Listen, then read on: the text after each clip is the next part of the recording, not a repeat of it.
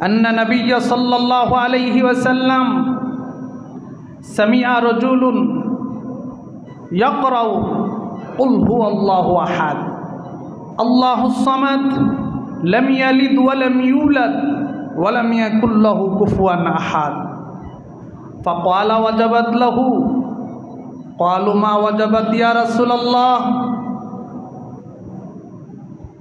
قال في الجنة রাওয়াহু তিরমিজি নাসাই দুটোটা কিতাবে আছে। আবু হুরায়রা রাদিয়াল্লাহু আনহু বলেন যে মুহাম্মদ রাসূলুল্লাহ সাল্লাল্লাহু আলাইহি সাল্লাম বলছেন, যে ব্যক্তি সূরাতুল ইখলাস পড়ল, সূরাতুল ইখলাস পড়ল, নবী বলেন ওয়াজাবাত লাহু, তার জন্য আল্লাহর জান্নাত ওয়াজিব হয়ে গেছে। সাহাবীরা বললেন ক্বালু মা ওয়াজাবাত ইয়া রাসূলুল্লাহ, নবীজি কি ওয়াজিব হয়ে গেছে? নবী বলেন শোনো নাই, ওই যে সূরাতুল ইখলাস পড়লো, ওয়াজাবাত লাহু ফিল জান্নাহ, আল্লাহর জান্নাত তার জন্য ওয়াজিব হয়ে গেছে। সুবহানাল্লাহ। যে ব্যক্তি সূরা ইখলাস পড়লো,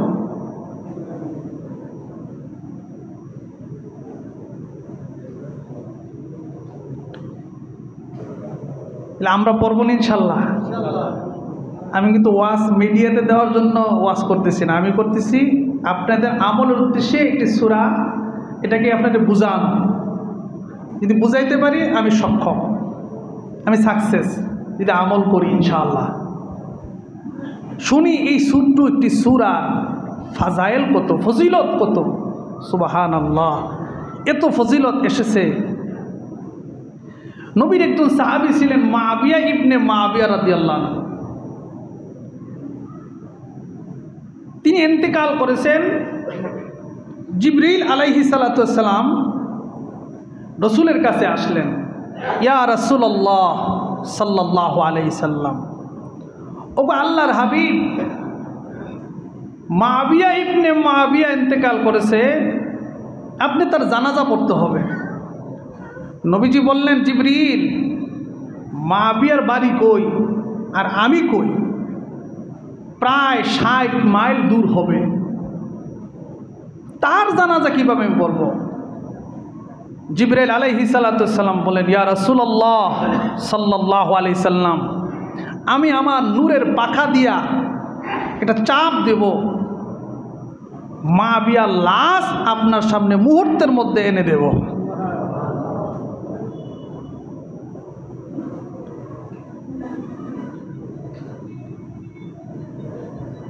আল্লাহর হাবিব, বিশ্ব জাহানের নবী, নবিকুলের সম্রাট মুহাম্মদুর রাসূলুল্লাহ সাল্লাল্লাহু আলাইহি ওয়াসাল্লাম ইবনে মুআবিয়ার জানাজার নামাজে যখন নবীজি দাঁড়ালেন, আল্লাহর হাবিব দাঁড়ানোর সঙ্গে সঙ্গে সূর্যের আলোটা অন্ধকার হয়ে গেছে। হুজুর জানাজার নামাজে সালাম ফিরানোর পর জিবরিল আলাইহিস সালাতু ওয়াস সালামকে ডেকে বললেন, ইয়া আখি জিবরিল, হে ভাই জিবরাইল, জানাজার নামাজ পড়াইবার আগে সূর্যের আলোটা ছিল ভালো, পড়ানোর সময় সূর্যের আলোটা পড়ে গেছে, কারণ কি অন্ধকার হয়ে গেল, কারণটা কি? জিবরাইল আলাইহিস সালাম বলেন, নবীজি গো, আপনার সাহাবী জানাজার নামাজ পড়ানোর জন্যে আল্লাহ পাক 1,40,000 ফেরেশতা আপনার সাহাবী মুআবিয়া ইবনে মুআবিয়ার জানাজায় পাঠায়া দিয়েছে।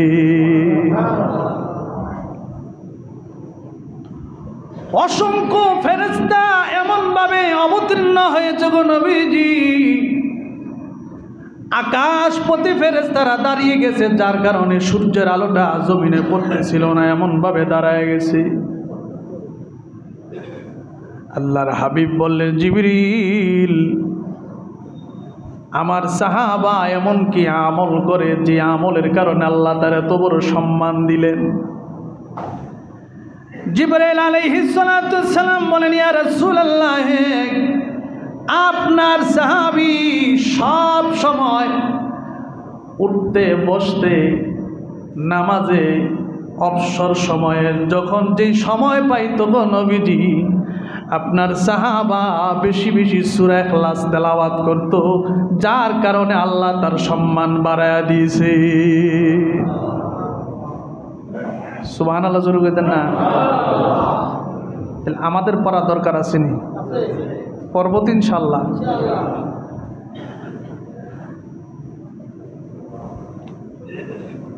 সূরাতুল ইখলাস পড়তেন তিনি, তার সম্মান আল্লাহ বাড়ায় দিয়েছে। সুবহানাল্লাহ, সুবহানাল্লাহ। আমরা পর্বত ইনশাআল্লাহ শিখব, পড়ব সূরাতুল ইখলাস। সবাই কিন্তু পারি।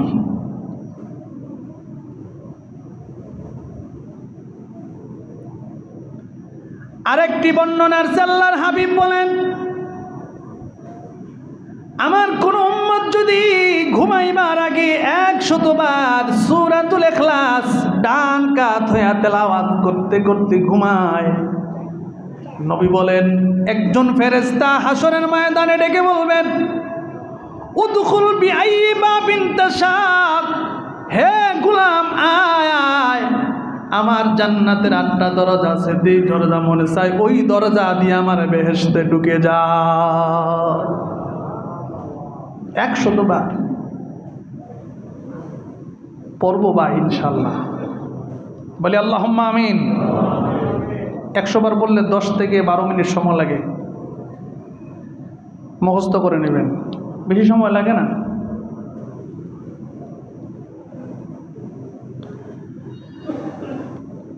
আম্মা জান আয়েশা সিদ্দিকা রাদিয়াল্লাহু আনহা, যার নাম হযরত হুমায়রা রাদিয়াল্লাহু তাআলা আনহা, রাসূল আম্মা জান আয়েশারে ভালোবেসে মোহাব্বত করে হুমায়রা বলে ডাকতেন। মা আয়েশা বর্ণনা করেন, বিশ্বজাহানের নবী একটা সাহাবীর একটি ছোট দল কোনো একটা যুদ্ধের ময়দানে প্রেরণ করেন। সাহাবারা যুদ্ধের ময়দানে যাওয়ার পর যিনি আমির ছিলেন, যিনি নেতা ছিলেন, তিনি যত ওয়াক্ত নামাজ পড়াইলেন তত ওয়াক্ত নামাজি সূরা ফাতিহার পর একটা সূরা পড়তেন, আবার চট করে সূরাতুল ইখলাস পড়তেন। সাহাবারা মদিনায় ফিরে আসার পর রাসূলের দরবারে নবুয়তের সামনে সাহাবারা বললেন, নবীজি, যিনিকে আপনি আমির বানিয়ে দিয়েছেন, নেতা বানিয়ে দিয়েছেন গো নবীজি, এই সাহাবী প্রত্যেক নামাজে সূরাতুল ইখলাস পড়তো, সূরা ইখলাসকে লাজিম মনে করত। কারণটা কি? আল্লাহর হাবিব সাল্লাল্লাহু আলাইহি সাল্লাম সাহাবারে খবর দিলেন আসার জন্যে। সাহাবা রাসূলের কাছে আসলেন। আসার পর সাহাবী বললেন, নবী গো, এই সূরাতুল ইখলাসের মধ্যে আল্লাহর সিফতের বর্ণনা, আল্লাহর একত্ববাদের বর্ণনা থাকার কারণে আমি সূরাটারে বেশি বেশি তেলাওয়াত করি, ভালোবাসি, মোহাব্বত করি। فقال النبي صلى الله عليه وسلم, নবী বললেন, আখবিরুহু, তাকে সুসংবাদ জানায়া দাও, আখবিরুহু, তার খবরটা পৌঁছায়া দাও, তার কানে খবরটা জানায়া দাও, ইন্নাল্লাহ তাআলা ইউহিব্বু, মহান আল্লাহ তারে ভালোবাসে। তার খবরটা জানাও। যে বলল যে সূরা ইখলাস পড়ি, আর তাকে জিজ্ঞাসা করলে কেন পড়ো, সে বলল আল্লাহর সিফতের নাম, আল্লাহর গুণবাচক নাম, আল্লাহর একত্ববাদের তাওহীদের কথা এই সূরাতে বেশি বর্ণনা হয়েছে, সেজন্য আমি পড়ি, মোহাব্বত করি, ভালোবাসি। আল্লাহ রাসূল বলেন, তার খবর জানায় দাও, আল্লাহও তারে ভালোবাসে। সুবহানাল্লাহ, আল্লাহও তারে ভালোবাসে, মোহাব্বত করে। আর একজন সাহাবী ছিলেন, মসজিদে কোবা, মদিনার মসজিদের ইমাম, তাকে নিযুক্ত করা হলো। এই সাহাবী যত ওয়াক্ত নামাজ পড়ান তত ওয়াক্ত নামাজি সূরাতুল ইখলাস পড়ে। মুসল্লিরা যারা ছিলেন তারাও তো রসুলের সাহাবী। ইমাম রে সরাসরি বলতে পারে না, ইমাম রে কেমনে কইব, সাহস নাই। আমরা কিন্তু যেমনি গেলাই হুজুর এমনে জান কেন হেমনে জান করে, তখন কিন্তু আদব ছিল, ইমাম রে বলার সাহস তারে ছিল না। নাইলে বলে তুমি এক সুরা বারবার পড়তেছো, আমি বাদ যাও, তোমার এই বাদ দিয়ে আমরা নতুন ইমাম লই মুহূর্তের মধ্যে ঘুরে লইলে। কিন্তু আমরা কিন্তু এখন এটা করি। সাহাবাদের মধ্যে এমন ছিল যে ইমামকে বলার সাহস করত, কথা বলেন না কেন, বলার সাহস পাইতো না, করতো না, ভয় পাইতো। যদি বলার প্রয়োজন হইতো রাসূলের দরবারে যায়, দেখেন তিনি তো রহমতের নবী, তিনি কাছে কি অভিযোগ করব। আল্লাহর হাবিব সাল্লাল্লাহু আলাইহি সাল্লামের কাছে গিয়ে সাহাবাগণ অভিযোগ করলেন, হুজুর যার ইমাম বানাইছেন মসজিদে কোবা, এই আনসারী সাহাবী প্রত্যেক নামাজি সূরা ইখলাস পড়ে, এটাকে খুব লাজিম মনে করে। কারণটা কি? আমরা তিনিকে প্রশ্ন করতেন, আপনি তাকে জিজ্ঞাসা করেন। আল্লাহর হাবিব সাহাবারে জিজ্ঞাসা করলেন, সাহাবা জবাব দিলেন, নবী গো এই সূরাটারে আমি ভালোবাসি, মহাব্বত করি। আল্লাহর হাবিব বললেন, ইন্নী উহিব্বুহা। সাহাবী বললেন, ইন্নী উহিব্বুহা, আমি এটারে মহাব্বত করি, ভালোবাসি। রাসূল জবাব দিলেন, আদখালাকাল জান্নাহ, আল্লাহর জান্নাতে তোমাকে আল্লাহ ঢুকায়া দিবে। ইন্নী উহিব্বুহা, আমি এটারে ভালোবাসি। নবী বলেন, আদখালাকাল জান্নাহ, সাহাবী তোমার আল্লাহ এই ভালোবাসা থাকার কারণে সূরা ইখলাসের মধ্যে তোমার আল্লাহ জান্নাত দিয়ে দিবে। সুবহানাল্লাহ। আরেক হাদিস সুনানে তিরমিজির মধ্যে আছে, ওয়ান আনাস রাদিয়াল্লাহু তাআলা আনহু قال قال رجلا قال يا رسول الله إن رجلا قال يا رسول الله صلى الله عليه وسلم إني أحب هذه السورة قل هو الله أحد الله الصمد لم يلد ولم يولد ولم يكن له كفوا أحد قال إن حبك إياها أدخلك الجنة رواه الترمذي। আনাস বিন মালিক বলেন, এক ব্যক্তি আল্লাহর হাবিবকে বললেন, হে আল্লাহর রাসূল, ইন্নী উহিব্বুহা হাদিহি সূরা, সূরাতা কুল হুয়াল্লাহু আহাদ। নবী গো আমি সূরাতুল ইখলাসে ভালোবাসি, মহাব্বত করি। আল্লাহর হাবিব জবাব দিলেন, ক্বালা ইন্না হুব্বাকা ইয়্যাহা আদখালাকাল জান্নাহ। সুবহানাল্লাহ। সাহাবী, এই সূরাতুল ইখলাসের ভালোবাসা তোমার মধ্যে থাকার কারণে আল্লাহ রাব্বুল আলামিন তোমাকে জান্নাতে ঢুকায়া দিবে। সূরাতুল ইখলাসের মুহাব্বত তিলাওয়াত আমাদের করা দরকার আছে নি? আমরা করব তো ইনশাআল্লাহ। সবাই রাজি আছি? 5 ওয়াক্ত নামাজের পর বলি ইনশাআল্লাহ।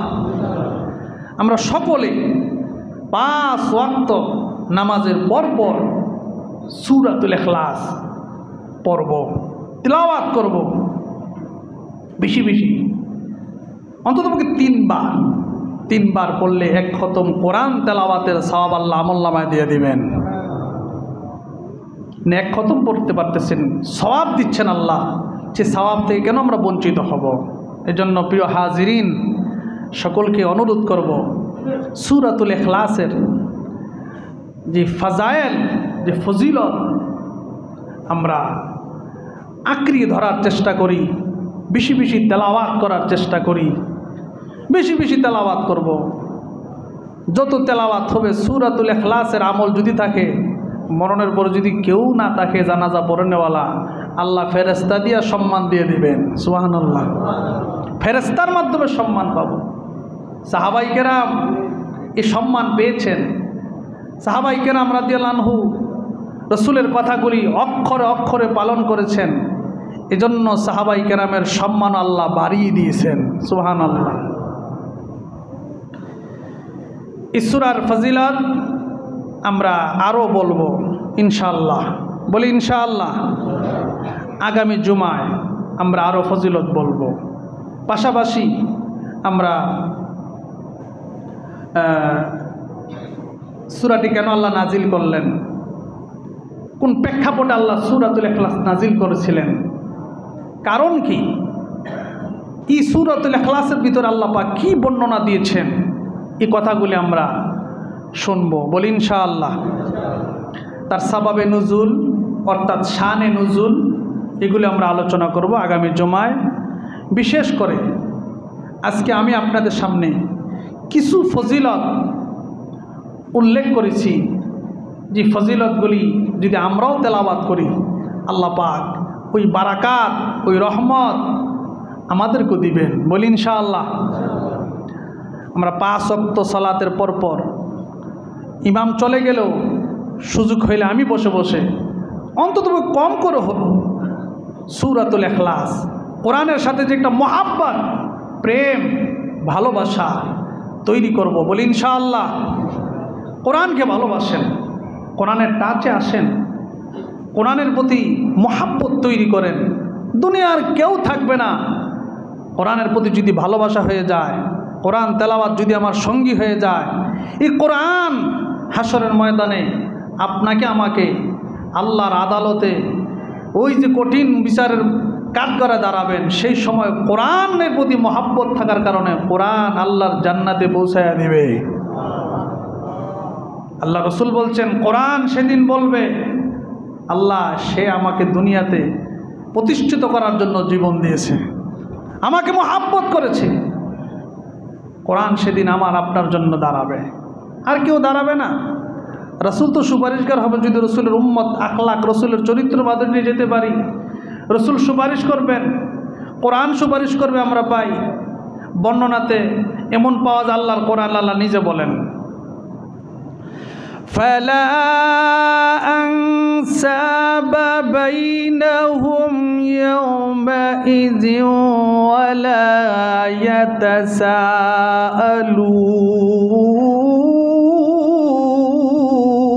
ইয়াতাসাআলুন। আল্লাহ পাক বলেন, ফালা আনসাবা বাইনাহুম ইয়াওমাইযিন, সেই দিন কোনো আত্মীয়তার সম্পর্ক চলবে না। ওয়ালা ইয়াতাসাআলুন, বারাল্লার কেউ থাকবে না, একজনকে একজন সুপারিশ করবে, সওয়াল করবে যে না আমার ছেড়ে দাও, এমন কেউ বললেওয়ালা থাকবে না। এই কথা কার? আল্লাহর কথা সত্য না মিথ্যা? নিঃসন্দেহ সত্য, মহাসত্য, ধ্রুব সত্য, যার মধ্যে কোনো সন্দেহ নাই। কেউ কারো থাকবে না। কিন্তু বিশ্বজাহানের নবী আল্লাহর হাবিব বলেছেন, কোরআনকে যদি কেউ ভালোবাসে, মুহাব্বত করে, কোরআনের প্রতি যদি কারো প্রেম হয়ে যায়, ভালোবাসা হয়ে যায়, মুহাব্বত হয়ে যায়, কোরআন হাসরের দিন ওই কোরআন পড়নেওয়ালা হালকে ডেকে ডেকে আল্লাহর জান্নাতে পৌঁছায়া দিবে। এজন্য ভাইয়েরা আমার, কোরআনের টাচে আসুন, কোরআনকে ভালোবাসুন, কোরআনকে মুহাব্বত করার চেষ্টা করুন। কারণ আরেক আয়াতে আল্লাহ বলেন, ইয়াউমা ইয়াকুমুর রূহু ওয়াল মালাইকাতু সাফফান লা ইয়াতাকাল্লামুনা ইল্লা মান আযিনা লাহুর রাহমানু ওয়া ক্বালা সাওয়াবা। ওই দিন ইয়াউমা ইয়াকুমুর রূহু ওয়াল মালাইকাতু সাফফা, সেদিন আল্লাহ পাক ফেরেশতাদেরকে বলবে, কাতারবন্দি হইয়া দাঁড়াও, সারিবদ্ধ হইয়া দাঁড়াও। রহমানের অনুমতি ছাড়া কোনো কথা বলার সাহস কারো থাকবে না। কার কথা? আল্লাহ। আল্লাহর কথা ছাড়া কারো কোনো কথা থাকবে না। আল্লাহ পাকের চূড়ান্ত সিদ্ধান্তই হবে। সেদিন ফায়সালা কেউ কারো আপন হবে না। কিন্তু যদি মানুষ কোরআনকে মহাব্বত করতে পারি, কোরআনের ভালোবাসা বুকে ধারণ করতে পারি, কোরআনের তেলাওয়াত যদি আমি সঙ্গী বানাইতে পারি, কোরআনে মাজিদ, কোরআনে কারীম, ওই কঠিন দিনে আপনার আমার জন্য নাজাতের জরিয়া হয়ে যাবে।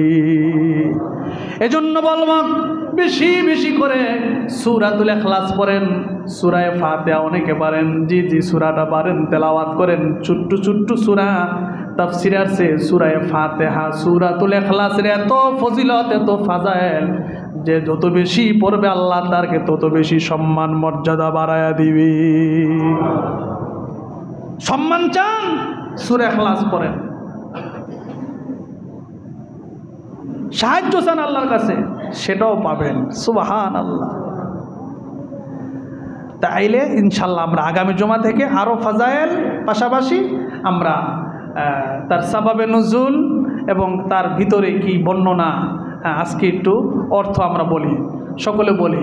আউযু বিল্লাহি মিনাশ শাইতানির রাজিম, বিসমিল্লাহির রহমানির রহিম। কুল হুয়াল্লাহু আহাদ, আল্লাহুস সামাদ, লাম ইয়ালিদ ওয়া লাম ইউলাদ ওয়া লাম ইয়াকুল লাহু কুফুয়ান আহাদ।